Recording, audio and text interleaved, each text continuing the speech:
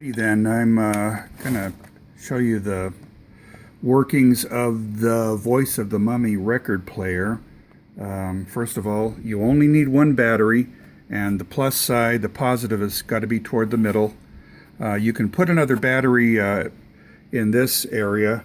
That's just for storage, or if this battery runs out of juice and you can't control the speed with the speed controller, then you put another the battery that goes from there into there.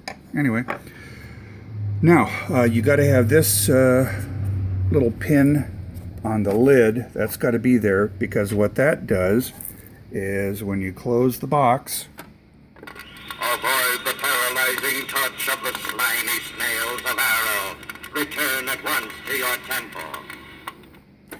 what that does is that initializes the record playing mechanism. So every time you lift and then lower the lid, you get a recording. The unholy snakes of Amon reach from below. Move up one level. Alrighty, and then subsequent recordings when you get to a point in the game where it's time to do the recording, and that is by landing on a little King Tut mask. Then you move your switch here. To contact where the spirits of the slain thirst for revenge. Run. Go up one level. All right, this is your speed control. These are always iffy on these West German made boxes. They're just iffy. They're just a cheap little control pot. And you may have to wiggle it. You may have to move it in or out. This had been sitting for a few weeks. The record player wouldn't spin. I'm going to go ahead and manually activate the turntable. So there's a little contact right there. It's like a little arrow-shaped tab that brushes against this. So when you close the lid, and it should press down on it, and it's not. Let's try it again here. Let's try going like this. Messing around with the speed control. Try it again. Yeah, this is life. Yeah, see? Return at once to your temple. Yeah, so there's a major problem. And really the only way to correct it on these West German models is to replace the pot with a good speed control pot. It's eminently doable. Let's see if we can get it to work again. That's the direction the turntable spins. So it should be running clockwise. If you have the battery reversed, it should still work. I'm going to go ahead and remove the battery and put it in reverse. And let's go ahead and press that. See, it's now going counterclockwise. It will spin, but it won't work. The turntable mechanism won't make contacts properly, and it's just not going to work. The needle's not going to land on the proper groove. So anyway, here you go. There's positive in the middle. Slip it in there. You can press this to just make sure your turntable works. It does. Again, if you close the lid. Listen to the lost souls whispering in eternal darkness. Take one jewel. Just the most minute, maybe 1/32 of a turn, actually just kind of leaning it toward the left counterclockwise caused it to slow down considerably. So anyway, that's how it works. Now, important tabs. This tab has to be present, this tab has to be present, and this tab has to be present. And it all has to do with the movement of this. The cool thing about these, I always wondered, how do you get a random track going? Doesn't the needle have to start there or start there or start there at some random place? No, the needle always starts on the outer groove. And what it has is several spirals that go toward the center, independent of each other. They all start at various points, evenly distributed along the edge of the record on both sides, so that the randomness occurs basically by putting the lid down or pressing the lever. Where the spirits of the slain thirst for revenge. Run. Go up one level. Or delaying or varying where you release the lever. Clutches of the one-eyed giant mandrill. Take 3 jewels. That's where your randomness goes, is just wherever on this, wherever the disc has stopped. The needle's always going to be in the same place, but the disc may stop there, it may stop there, it may stop there. Once it starts running, I think you can you see grooves? I don't know, those may be the grooves on the other side. Anyway, that's how that works. So you've got 2 contacts. You've got this contact, all right, and this is how it stops. There's a little contact in there. Let me see if I can get close up. And we can barely see it right there. All right, that's making contact until this, I think maybe it's this one, I don't know, one of these reaches that contact and releases it. So I'm going to try to do this with one hand. Let's get it in focus. Okay, it's running, and now I'm going to, see that? I'm moving that little brass tab toward the middle, to the right. Okay, it's running. As I'm pressing this, I release that. That would be as if the lid was lifted. The lid is dropped. It plays its recording, and then when it reaches the end, the turntable is actually turning this way. You can see it. Let's demonstrate that. So we're going to try to look through the grating of the sarcophagus, and you'll see the turntable moving. Not the turntable, I'm sorry. This speaker, the loudspeaker tone arm thing. I'm not going to do another recording, so just bear with me on naming things wrong.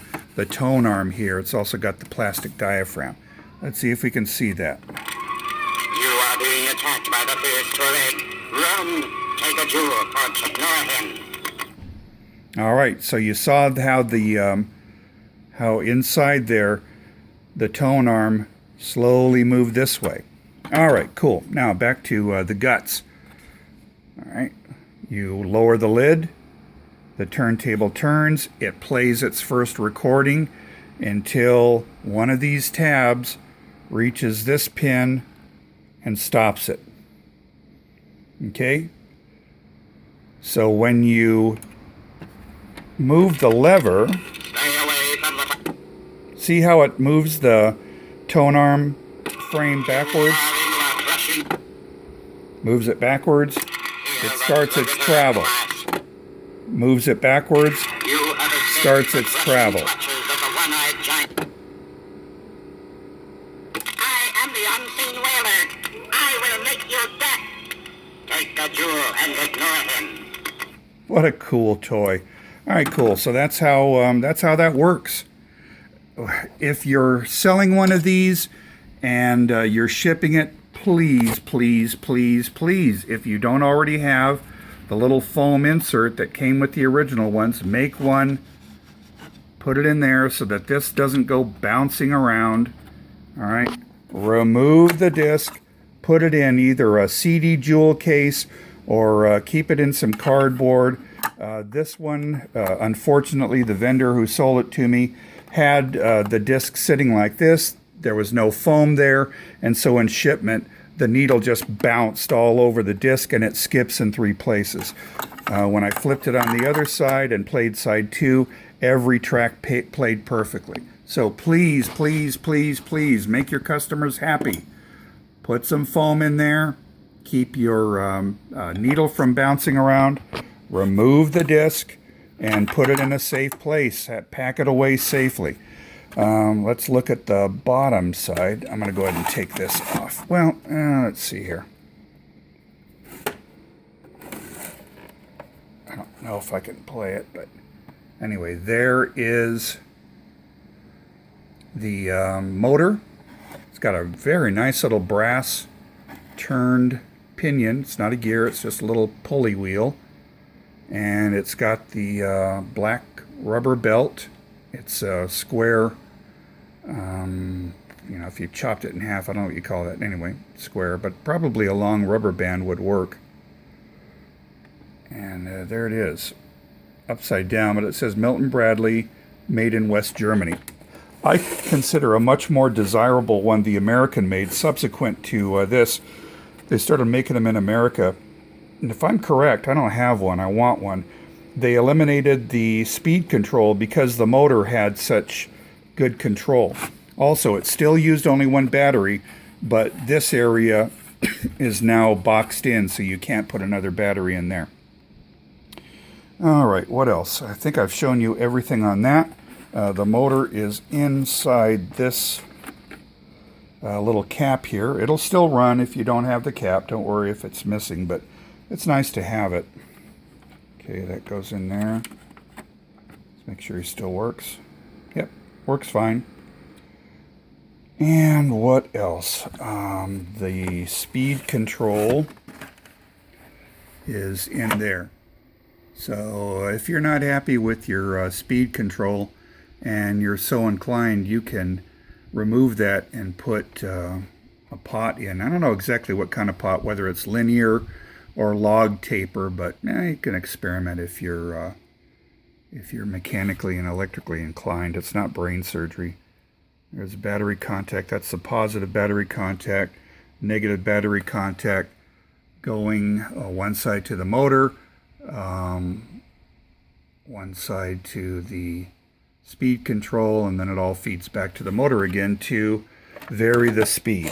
All right, I think I've said enough. Got about 12 minutes going here. Oh, I know why it's not working. The sponge.